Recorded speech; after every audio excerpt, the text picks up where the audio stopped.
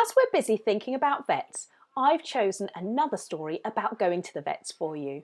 And this story is called Mog and the Vee Eee Tee, and it's by Judith Kerr.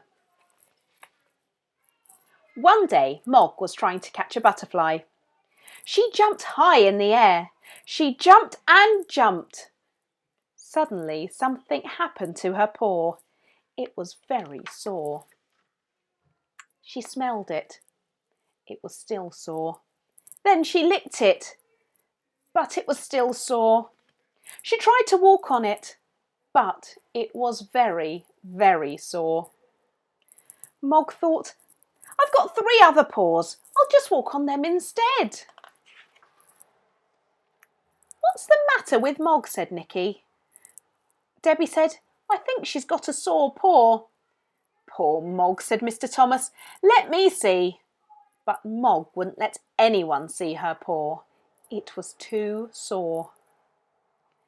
Oh dear, said Mrs. Thomas. If it's no better tomorrow, she'll have to go to see the Vee Eee Tee. She said Vee Eee Tee instead of vet, so that Mog wouldn't understand. Mog hated going to the vet, but Mrs. Thomas thought she probably couldn't spell. That evening Mog didn't want to eat her supper because her paw was too sore. It was so sore that she couldn't sleep. In the morning she did not eat her breakfast. She just lay on the floor, feeling sad. Suddenly she was not on the floor any more. Mrs. Thomas had picked her up. Mog thought, what's happening? It's rude to pick me up without asking first. Then she was in a basket. But it was not her proper basket. It was the nasty basket that shut her in. Mog did not like that basket. She meowed a big meow. Debbie said, it's all right, Mog. We're taking you to have your paw made better. But Mog wanted to get out of the basket. Then they were in the car. It made a big noise, and all the houses and trees and people rushed past outside. Mog knew that was not right. She meowed and meowed. At last the houses stopped rushing past, and suddenly Mog was in a room. It was a room with lots of other animals. Mog thought, I knew it, I knew it! This is the place I hate! And she meowed more than ever. The other animals were sitting quietly with their people. They were surprised to hear Mog make so much noise. It's all right, Mog, said Debbie. It's all right, Mog, said Nicky. It's all right, Puss, said the nurse. But Mog wouldn't stop meowing. After a while, the other animals thought perhaps Mog knew something they didn't. The dogs began to bark. The parrot began to squawk. Even the hamster said, eek, eek. They made so much noise that the vet came to see what was happening. Oh, it's Mog, said the vet. I thought it might be.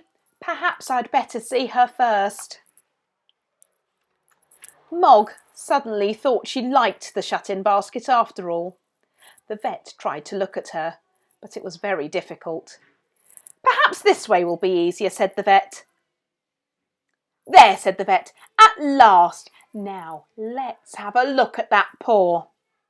He did something very quickly. Then he said, all done.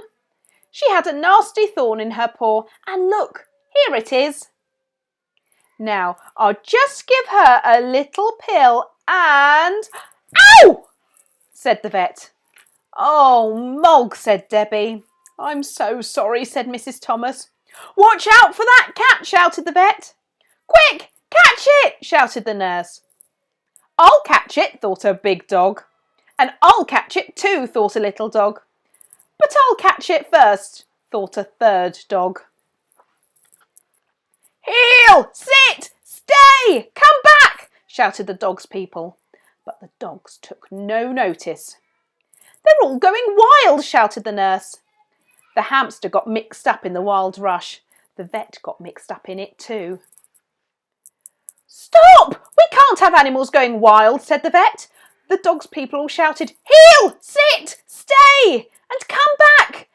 again, and after a while the dogs stopped. "Come on, Mog," said Nicky. "You're a very silly cat." "Back in your basket," said Debbie. "Goodbye," said the vet. "I think she'll be all better in the morning after a good night's sleep." And that night Mog did have a good sleep. But the vet did not have a good sleep. The vet had a dream. It was a dream about wild animals.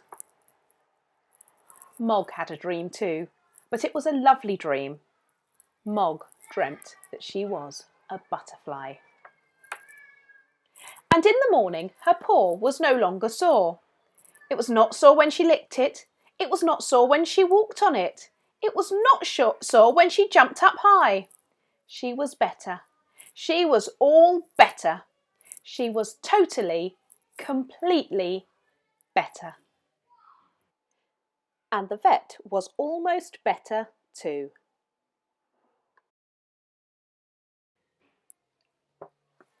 And I hope you enjoyed that story, Mog and the Vee Eee Tee by Judith Kerr.